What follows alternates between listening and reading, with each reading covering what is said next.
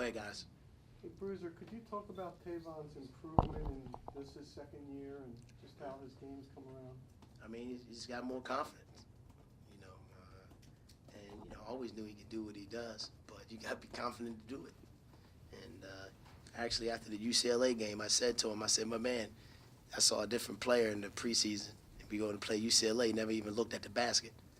So I said, I want to see that guy that was in the preseason. Now the guy in the preseason that showed up the last few games. So, you know, I know he can do those types of things. And actually, I hate to say it to him because he's going to get a little big-headed, but he's actually trying to play some defense too, so which is not one of his strong suits. But nah, I mean, he just, you know, I know he can score the ball.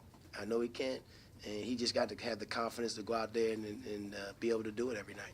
And how important was it? Because you were in real foul trouble. He got it going for about 5 minutes. I'm not sure how many points he scored in a row, but, you know, he made a good steal for a basket. He got a three-point play. He made a three-pointer. So he got it going for us and sort of put the lead out a little bit when they made the comeback.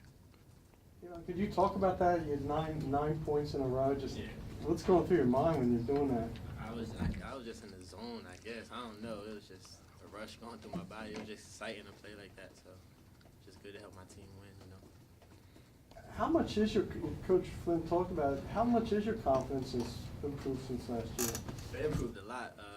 Last year I didn't really get to play that much because I was struggling on defense. But this year, he really just pushing me to be the best player I can be. So I'm just taking that to heart and just doing the best I can.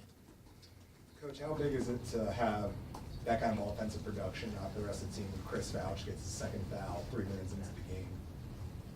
Well, I mean, honestly, I think that's what we're going to be able to have to do.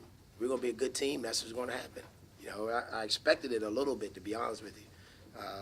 You know, I just wanted Tay to be a little bit more consistent and understanding that, yo, I want you to score the ball for me a little bit. And we talked about it.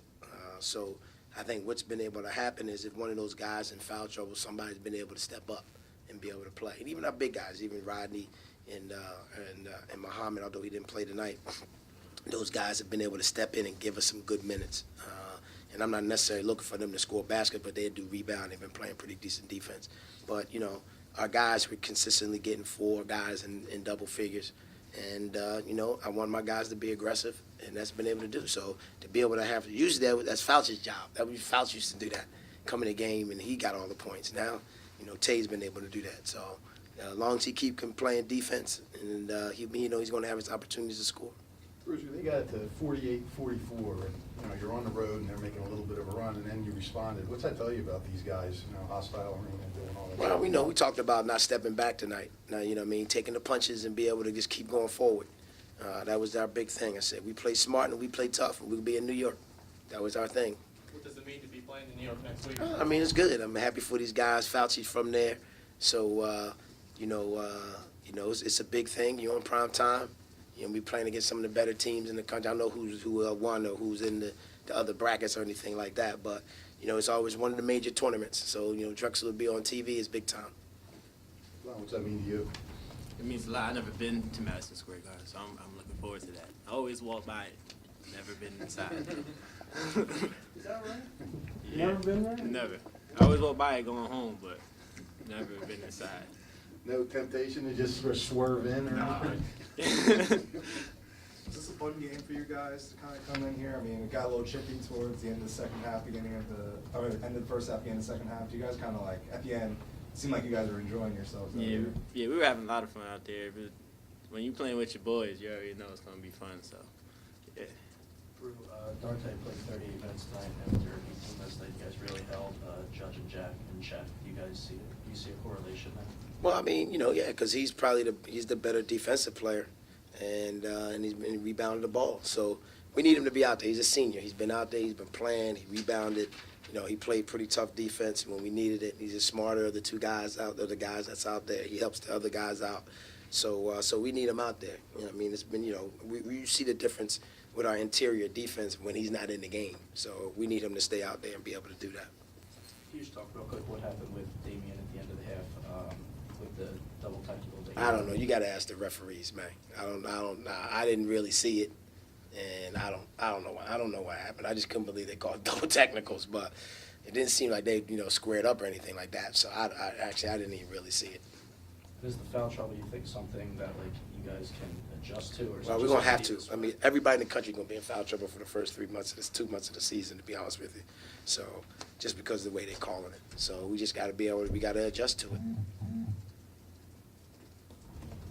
Friends gave you a nice game, I guess, double figures, 7 assists, 2 turnovers. You gotta make foul shots, though.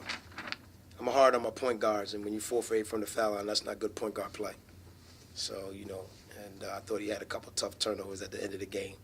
I always tell him in 3 minutes to go, you're up 10, that's point guard time. That's when you take the game over. That's when you let everybody go where they're supposed to go, put everybody where they're supposed to be. You make the plays for them.